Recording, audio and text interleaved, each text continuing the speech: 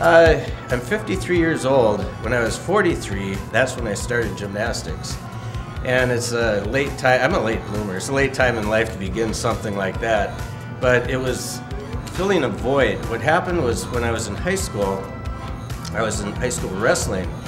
Well, in gym class, they happened to have gymnastics this one day, and it seemed I excelled rather well at, I think I was 14 or 15 at the time, in gymnastics. Well, the gymnastics coach saw my grades, and he tried to recruit me to come out of wrestling and go into gymnastics. Well, when I mentioned that to my wrestling coach, he didn't like that at all, so he talked me out of it. That was in 1969. Well, then in 1998, all that while I had this void. I should have gotten into gymnastics. You know, I had to fill it. So at 43 years old, I started doing gymnastics. And you know, I could go into 10 years of detail, but generally speaking, the first 2 years I didn't film or I didn't produce any videos for public access. I just performed gymnastics. But I bought a camera and a tripod so I could film myself just to critique my own abilities. And I was sitting one Saturday morning watching myself on TV thinking, on high bar I should lean a little more to the left, to the right. And my son, who at the time was 22, came into the room and he said, "Dad, we could make a show out of this and send it to public access." So it was actually his idea.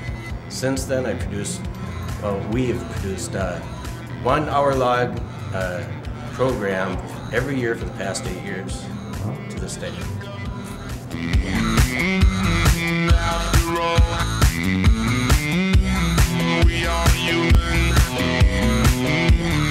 They're somewhat authentic. For instance, the still rings that I have are just cables from the garage rafters that come down, and they're clamped around 2 steel rings. The high bar is nothing more than a 6'7" pipe. It's a steel pipe, galvanized about that thick and this wide. And for me, it's about a reach like this, so that's what I use for a high bar.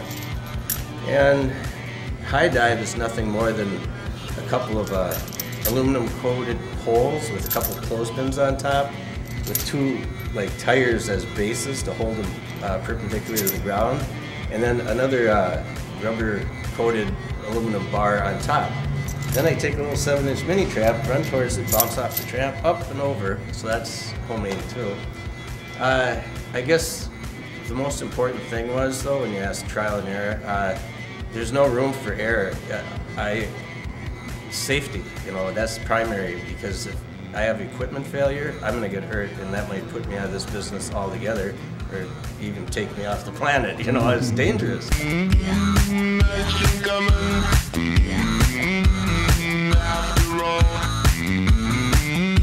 They offer to buy them, but I've been giving them away free, and this is why I've spent so much money over the years. Everything's free. You know, I'm not making any money. I haven't made a penny off of this in 8 years. I've got a file cabinet at home that's literally, without exaggeration, the files are this thick from 8 years of email contact with people who have seen my shows, and I answer every one of them. I always respond. So it's pretty thick, and yeah, they contact me by emails, and recently, as 2 weeks ago, my website just went over 10,000 profile views, which, you know, is just in like 14 months' time. So I'm getting a lot of exposure through the website as well.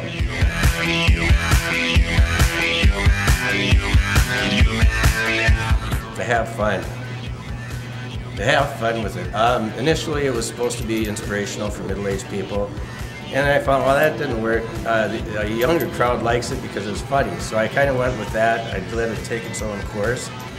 Each time I produce a new video, I try to make it more interesting so it doesn't get same old, same old. So we put different twists in there. New events, different apparatus sometimes, some comedy. But where's it headed? Destination unknown. I don't know. Every year I'll just produce one and see where it goes.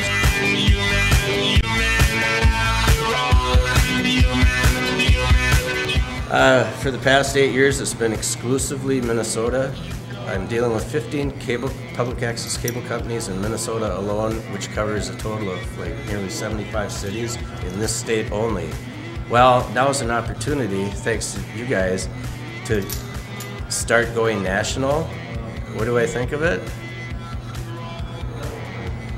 Just see where it goes. I guess I'm kind of nervous, because like your programs here, you don't know how it's going to take off. Well, yours took off, and if that does happen, I suppose I'd be quite nervous. I wouldn't know what to do.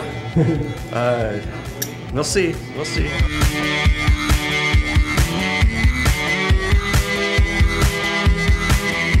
Well, I can make one up off the cuff. Excuse the pun. Number one, when this gets a lot of attention, I've worn it for just over a year, and I suppose one of my pet answers is I'm a trendsetter, and I'm trying to start a trend. Another one is when you get to be my age, you just start doing funny things. And another response I have is I grew up in an era where children are to be seen and not heard. Well, because of that, I had an attention deficit, you might say. This gets attention, so I wear it for kicks. You know, it's an old term, kicks. Attention, fun, something different.